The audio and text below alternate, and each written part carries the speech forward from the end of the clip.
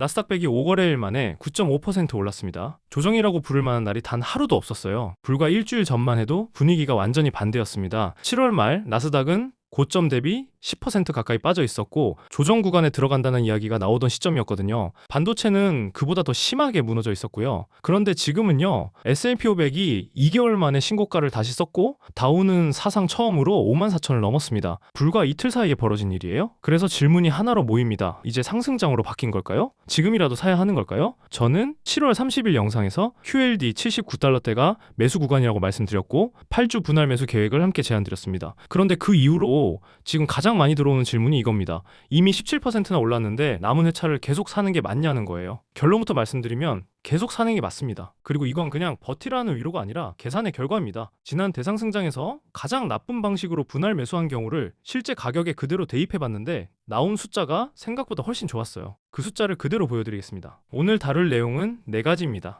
첫째, 8월 3일과 4일 이틀 동안 정확히 무슨 일이 있었는지. 둘째, 나스닥이 오른 4가지 이유. 셋째, 그래서 상승 추세로 전환된 게 맞는지 차트로 확인합니다. 넷째, 이렇게 오른 뒤에도 분할 매수를 계속 이어가야 하는 이유. 이미 매수를 시작하신 분들이 가장 궁금해하실 건 4번째일 겁니다. 저도 그래서 이 영상을 만들었고요. 특히 마지막에는 조정 없이 대상승이 이어졌을 때 평단가가 실제로 얼마나 올라가는지 지난 대상승장 구간에 그대로 대입해서 계산한 결과를 보여드립니다. 아마 생각하신 것과 많이 다를 거예요. 그 숫자를 보시고 나면 지금 이 상승이 불안한 게 아니라 오히려 반가운 이유도 함께 이해되실 겁니다. 끝까지 보시면 지금 사야 할지 말아야 할지가 아니라 애초에 무엇을 기준으로 판단해야 하는지가 정리되실 거예요. 알림 설정해 두시면 근거 있는 데이터를 바로 받아보실 수 있습니다. 먼저 이틀을 나눠서 보겠습니다. 성격이 완전히 다른 날이었거든요. 8월 3일 월요일 다우가 693포인트 1.32% 올라 53,178로 사상 최고를 갈아치웠습니다. 나스닥 종합은 2.13% 상승했고요. 이날 아마존이 시가총액 3조 달러를 처음으로 넘었습니다. 그리고 8월 4일 화요일 여기서 폭발합니다. S&P 500이 1.79% 올라 7,736으로 마감하면서 2개월 만에 신고가를 회복했습니다. 6월 초에 만든 고점을 2달 만에 넘어선 거예요. 다우는 907포인트 1.71% 올라 54,085, 사상 처음으로 54,000을 넘겼습니다. 나스닥 종합은 2.59% 올랐고 나스닥 100은 하루에만 3.3% 상승했습니다. 여기서 놓치면 안 되는 게 있습니다.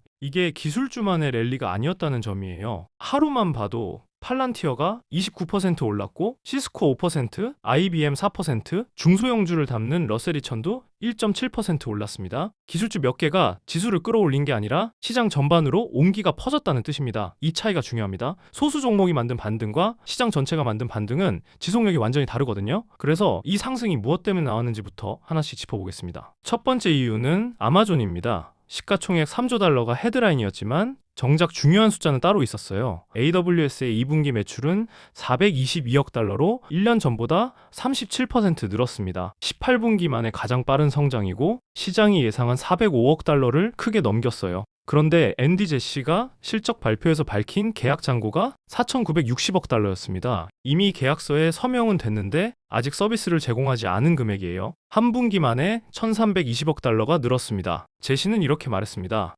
2,200억 달러를 써도 2026년 수요를 다 채우지 못하고 2027년도 마찬가지일 거라고요. 그리고 이미 잡혀있는 2028년 수요가 놀라운 수준이라고 덧붙였습니다. 여기가 핵심입니다. 아마존은 올해 투자 계획을 2,000억 달러에서 2,200억 달러로 올렸어요. 그런데 주가는 오히려 올랐습니다. 지출을 늘렸는데 주가가 오른 이유는 하나입니다. 그 지출이 빚이 아니라 주문서였기 때문이에요. 주문서가 이미 손에 있는 회사가 공장을 늘리는 것과 주문이 오길 바라면서 공장을 늘리는 건 완전히 다른 일이잖아요. 참고로 아마존이 시총 2조에서 3조까지 오는데 2년 남짓 걸렸습니다. 1조에서 2조는 6년이 넘게 걸렸고요. 두 번째 이유는 7월 하락의 원인 자체가 뒤집혔다는 겁니다. 7월에 시장을 눌렀던 건 실적이 아니었어요. 캐펙스, 그러니까 AI 인프라 투자 규모에 대한 공포였습니다. 구글이 대표적입니다. 7월 22일 실적에서 매출 1,198억 달러로 24% 성장했고 클라우드는 82% 성장한 248억 달러를 찍었어요. 숫자만 보면 훌륭합니다. 그런데 올해 투자 계획을 1,800억에서 1,950억 달러 이상으로 올린다고 하자마자 주가가 무너졌습니다. 7월 24일에 315달러까지 밀렸어요. 하지만 이 분위기를 뒤집은 게 마이크로소프트였습니다. 7월 29일 실적에서 매출 900억 달러, 주당 순이익 4.74달러를 기록했습니다. 시장 예상이 4.24달러였으니까 크게 넘긴 거예요. 애저는 43% 성장하면서 연매출 1,000억 달러를 처음 돌파했고 계약 잔고는 84% 늘어난 6,780억 달러. 코파일럿 유료 좌석은 3천만 석을 넘겼습니다. 다음 날 주가가 15% 넘게 뛰었습니다. 2008년 이후 가장 큰 하루 상승이었어요. 그러자 구글도 되돌리기 시작합니다. 315달러 저점에서 14% 반등했고 8월 3일에는 모건 스탠리가 투자 규모에 문제 없다는 리포트를 내면서 장중 5% 더 올랐습니다. 회사의 올해 투자 계획을 합치면 7천억 달러가 넘습니다. 7월에는 이 숫자가 공포였고 8월에는 같은 숫자가 상승의 근거가 됐어요. 숫자는 그대로인데 해석만 뒤집힌 겁니다. 그런데 지금까지 이야기로는 설명이 안 되는 게 있습니다. 다우와 러셀이처는 왜 올랐을까요? 세 번째 이유가 여기 있습니다.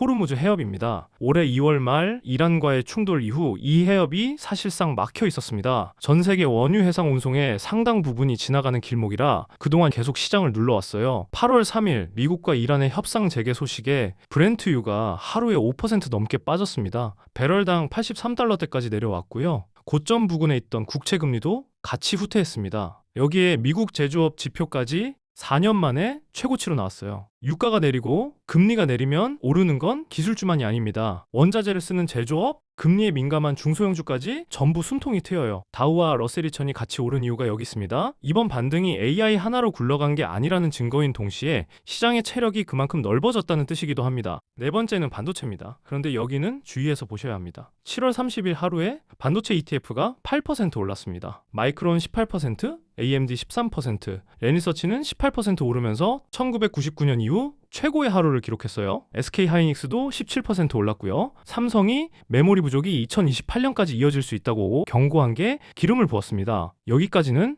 맞습니다. 하이퍼스케일러들이 돈을 쓴다는 게 확인됐으니 그 돈을 받는 쪽이 오르는 건 당연해요. 문제는 그 다음입니다. 지금부터 반도체가 다시 대상승을 시작한다는 의견에는 저는 조금 거리를 둡니다. 8월 4일 AMD 실적을 보시면 이해가 되실 거예요. 매출 115억 달러로 50% 성장, 주당 순이익도 예상을 넘겼고 데이터 센터 매출은 107% 늘어 2배가 됐습니다. 다음 분기 가이던스까지 시장 예상을 웃돌았어요. 전부 넘긴 겁니다. 그런데 시간 외에서 8% 넘게 빠졌습니다. 이유는 간단합니다. AMD는 올해 이미 140% 올라 있었거든요. 기대치가 실적보다 먼저 올라가 있으면 좋은 실적도 매도 사유가 됩니다. SK하이닉스도 비슷했어요. 2분기 매출이 257% 늘고 영업이익률이 76%였는데 실적 발표 당일 9% 빠졌습니다. 7월 한 달 35% 하락했다가 금요일 하루에 30% 오르기도 했고요. 실적이 좋은 것과 주가가 오르는 건 다른 문제입니다. 지금 반도체는 방향보다 변동성이 훨씬 큰 구간이에요. 그래서 저는 반도체를 나스닥을 끌어올린 네 번째 엔진으로는 보되 여기에 따로 베팅하는 건 다른 문제라고 봅니다. 자, 그래서 상승 추세로 바뀐 걸까요? 차트로 확인해 보겠습니다. 나스닥 100 일봉입니다. 볼린저 밴드 30일 중심선이 29,039에 있는데 종가가 29,733으로 마감했어요. 중심선 위에서 하루를 끝냈다는 뜻입니다.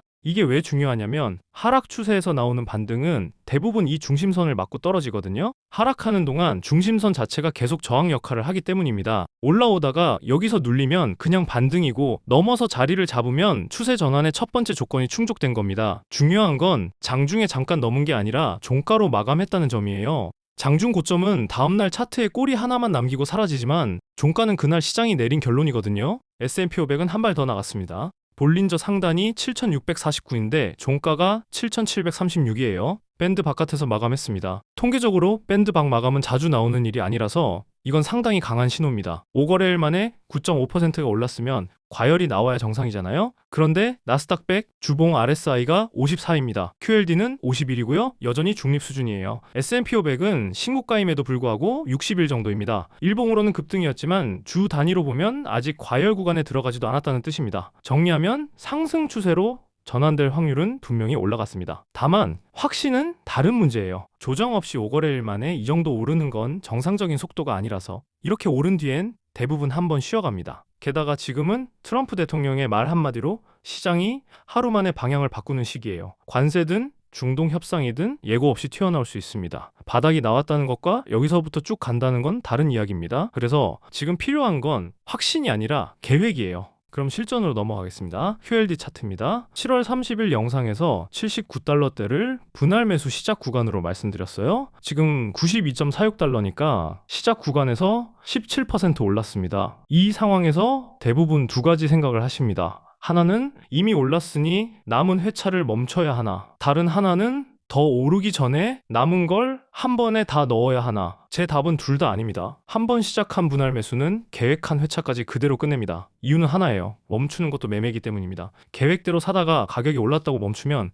그건 계획을 지킨 게 아닙니다. 오늘 가격에 대한 판단으로 원래 계획을 덮어 쓴 거예요. 결국 지금 비싼가 싼가를 다시 맞히겠다는 뜻이고, 그건 애초에 분할 매수를 시작한 이유를 스스로 부정하는 겁니다. 그리고 한 번 덮어쓰기 시작하면 끝이 없습니다. 이번엔 올라서 멈췄다면 다음번엔 빠지는 게 무서워서 멈추게 되거든요. 그러면 계획은 있는데 지켜본 적은 한 번도 없는 상태가 됩니다. 반대로 남은 회차를 한 번에 다 넣는 것도 같은 실수예요. 이건 지금이 바닥이라고 확신한다는 뜻인데, 그 확신이 맞을 확률은 처음 계획을 세울 때나 지금이나 달라진 게 없습니다. 매수 지표가 켜졌고 좋은 가격대에서 시작했다면 8주는 채웁니다. 오르든 내리든요. 그리고 8주 이후의 판단은 8주가 지난 뒤에 하면 됩니다. 그때 상승 추세가 유지되고 있으면 2차 분할 매수를 새로 설계할지 결정하고, 의미 있는 하락이 한 번 더 나왔으면 새로운 매수 구간으로 판단하면 됩니다. 확신이 없다면 그냥 현금성 자산으로 두고 기다리면 되고요. 지금 미리 정할 필요가 전혀 없습니다. 그래도 불안하실 겁니다. 이대로 조정 없이 계속 올라가 버리면 평단가만 계속 높아지는 거 아니냐, 이 걱정이요. 그래서 계산해봤습니다. 마침 직전에 딱 그런 구간이 있었거든요. 올해 3월 30일부터 6월 3일까지입니다. QLD가 57달러대 바닥에서 101달러까지 갔어요. 조정다운 조정이 한 번도 없었던 완벽한 V자 반등을 넘어 신고가를 새로 쓴 대상승장이었습니다. 이 구간 전체를 따라 올라가면서 10회에 걸쳐 분할 매수했다고 가정해보겠습니다. 바닥에서 한 번 사고 오르는 내내 계속 산 거예요. 분할 매수 입장에서는 상상할 수 있는 가장 나쁜 시나리오입니다. 평단가가 78.31달러 나왔습니다. 그리고 두 달 뒤 7월 29일에 나스닥이 조정을 받았을 때 QLD의 바닥이 77.45달러였어요. 차이가 0.86달러입니다. 1.1%예요. 가장 나쁜 방식으로 산 사람의 최대 손실이 1.1%였고 그것도 딱 하루뿐이었습니다. 그리고 지금 QLD는 그 평단 기준으로 18% 수익 구간에 있습니다. 이게 무슨 뜻이냐면요. 좋은 가격대에서 시작한 분할 매수는 그 뒤에 아무리 크게 올라도 평단가가 생각만큼 올라가지 않는다는 겁니다. 상승 초반에 낮은 가격이 평단을 계속 눌러주거든요. 반대로 상승 도중에 의미 있는 조정이 한 번 더 온다면요. 그건 더 좋은 상황입니다. 남은 회차를 더 싸게 사게 되니까 평단이 오히려 내려가잖아요. 정리하면 이렇습니다. 우리가 최악이라고 부르는 상황조차 계산해보면 손해가 아니었습니다. 남는 건 손실이 아니라 오르는 걸 보면서 못 산 것 같은 심리적 압박뿐이에요. 그리고 그 압박이 만드는 게 하나 더 있습니다. 현금 조급증입니다. 나스닥은 장기적으로 우상향해 왔으니까 현금을 들고 있는 게 아깝게 느껴지고 자산의 80에서 90%는 채워두고 싶어지죠. 이 마음 저도 압니다. 그런데 매수 기회는 생각보다 자주 옵니다. 올해만 봐도 3월에서 4월에 한 번, 7월 말에 한 번 왔어요. 반년 사이에 두 번입니다. 나스닥이 우상향한다는 말은 하락이 없다는 뜻이 아니라 하락이 반복되면서도 결국 올라간다는 뜻이거든요. 그러니까 기회는 앞으로도 계속 옵니다. 그리고 1차 매수에서 레버리지에 40%를 넣으셨다면 그건 결코 적은 비율이 아닙니다. 총 자산 1억 원을 예로 들어보겠습니다. QLD에 4천만 원, 현금 6천만 원이면 레버리지 비중 40%입니다. 여기서 나스닥 백이 25% 오르면 QLD는 단순 계산으로 2배라고 치면 50% 올라 6천만 원이 되고 총 자산은 1억 2천만 원. 비중이 50%가 됩니다. 나스닥 백이 50% 오르면 QLD는 8천만 원, 총 자산 1억 4천만 원. 비중은 57%가 되고요. 한 주도 더 사지 않았는데 40%가 57%로 올라갑니다. 레버리지는 오르면 알아서 비중을 키워줘요. 그러니까 지금 조급하게 채우면 정작 다음 기회가 왔을 때 쓸 현금이 없고 비중은 감당하기 어려운 상태가 되어 있습니다. 그리고 그 조급함은 결국 매일 지금 사야 하나를 묻게 만들어요. 그게 바로 장기 투자를 하겠다고 시작해서 단기 투자로 끝나는 과정입니다. 오늘 내용을 정리하겠습니다. 첫째, 이번 반등의 이유는 4가지였습니다. 아마존의 4,960억 달러 계약 잔고, 마이크로소프트가 뒤집은 캐펙스 공포, 유가와 금리 하락,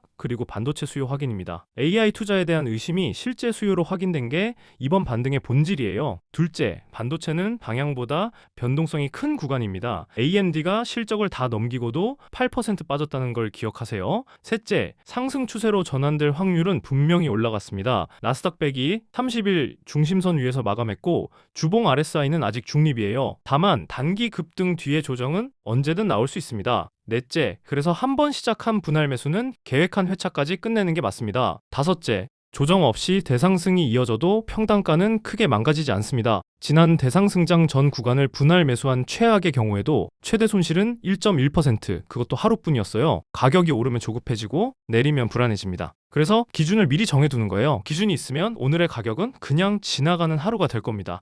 다양한 ETF 전략과 미증시 상황을 계속 정리하고 있으니 알림 설정 해두시면 바로 확인하실 수 있습니다. 감사합니다.